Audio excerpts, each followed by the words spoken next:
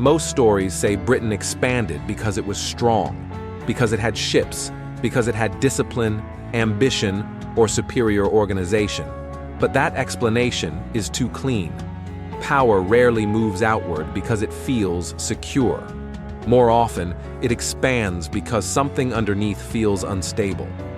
There is a quieter possibility embedded in Britain's rise, one that unsettles rather than flatters.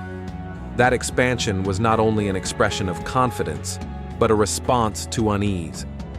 That empire emerged not just from strength, but from a particular fear about order, meaning, and control. This story sits at the intersection of history, belief, and human behavior. It is not about conquest as spectacle or morality as verdict. It is about a recurring pattern, how societies respond when uncertainty begins to press inward. The pattern appears in Britain with unusual clarity.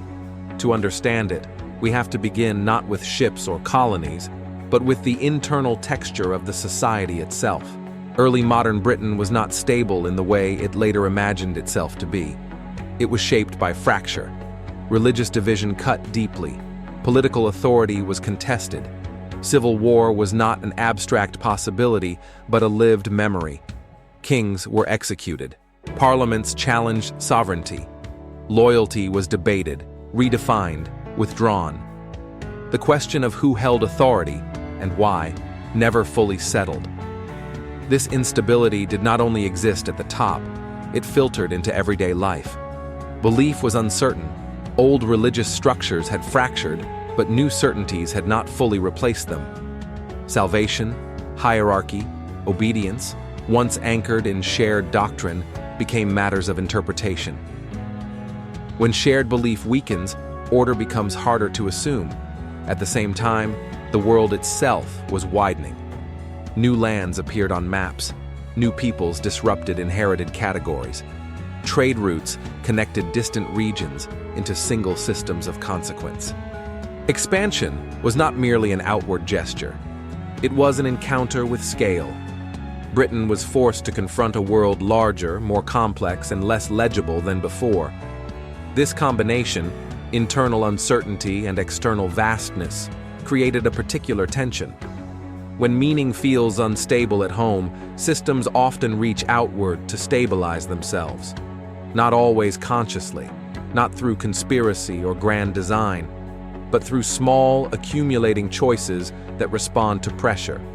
Commerce became one such response. Trade offered structure.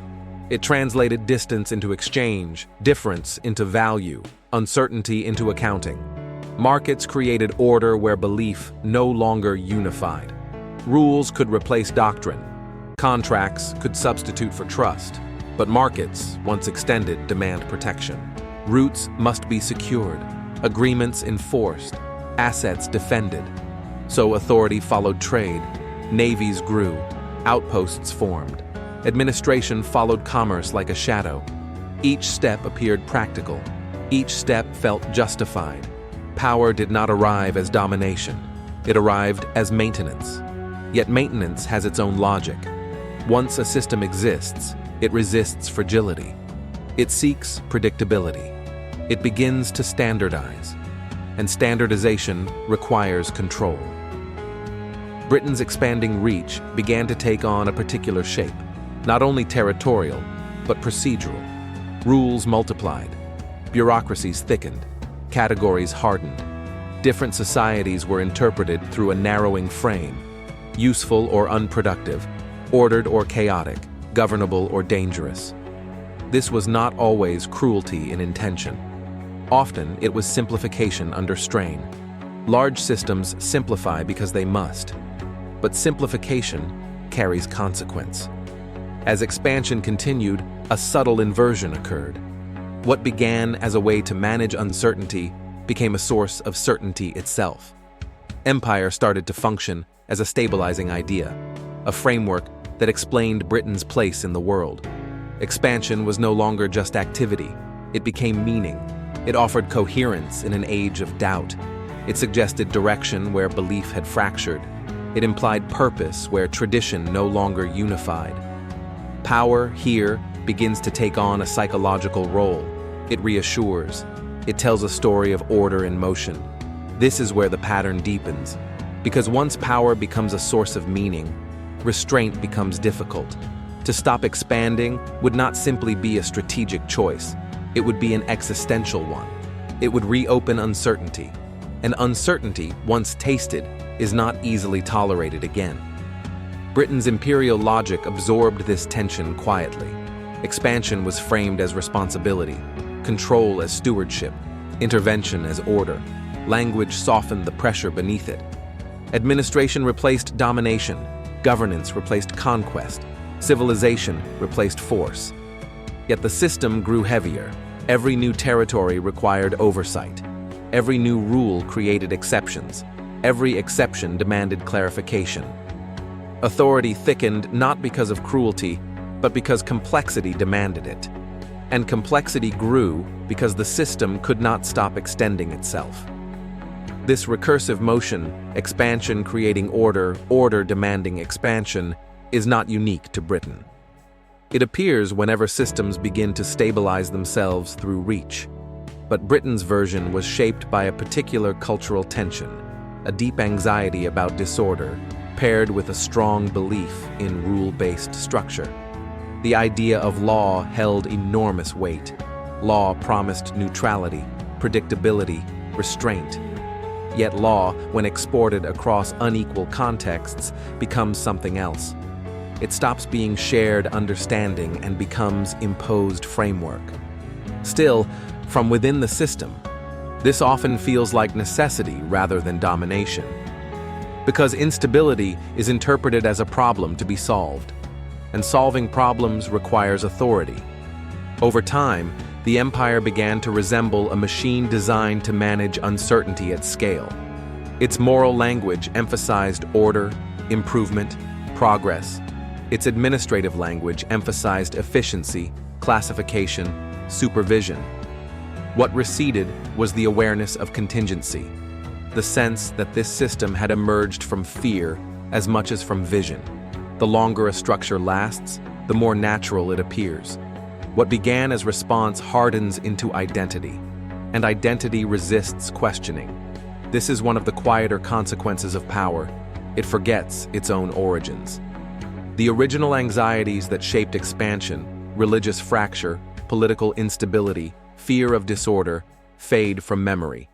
What remains is structure without recollection, authority without narrative, control without context. At that point, the system no longer expands to resolve fear. It expands because it knows no other way to exist. Even resistance begins to be interpreted through its logic. Disruption becomes inefficiency. Difference becomes disorder. Autonomy becomes risk. And so the system tightens, not out of malice, but habit. History often records this phase as arrogance or overreach, but from inside, it often feels like maintenance, keeping things from falling apart. This is where the deeper pattern surfaces. Power does not always grow because it wants more. Sometimes it grows because it remembers instability. Sometimes expansion is a memory trying to prevent its own return. And this memory does not need to be conscious. It can live inside institutions, procedures, expectations. It can live inside language. It can live inside the quiet assumption that order must always be defended.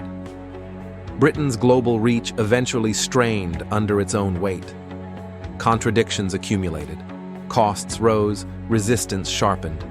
The very systems designed to produce stability began generating instability elsewhere, and eventually at home. The pattern turned back on itself. But even decline did not erase the underlying logic. The habits of administration remained. The reflex toward management persisted. The belief that complexity requires control endured. What changed was scale, not impulse. This is where the story stops being only historical, because the pattern does not belong to one empire or one century. It belongs to how human systems respond to uncertainty. When belief fractures, systems search for substitutes. When meaning thins, structure thickens. When unpredictability rises, control feels reasonable. and over time, restraint becomes harder to distinguish from necessity. This raises a quieter question, one that history cannot answer directly. If expansion often begins as a response to fear rather than ambition, if systems grow to manage uncertainty rather than dominate, then what pressures are shaping the structures we live inside now? What anxieties are being translated into organization, oversight, or control? Which forms of order feel natural only because they have been responding to unease for so long? And how often do we mistake stability for inevitability? Perhaps the most enduring systems are not built from confidence, but from unease carefully managed over time. Perhaps power persists not because it is certain, but because it remembers what uncertainty felt like.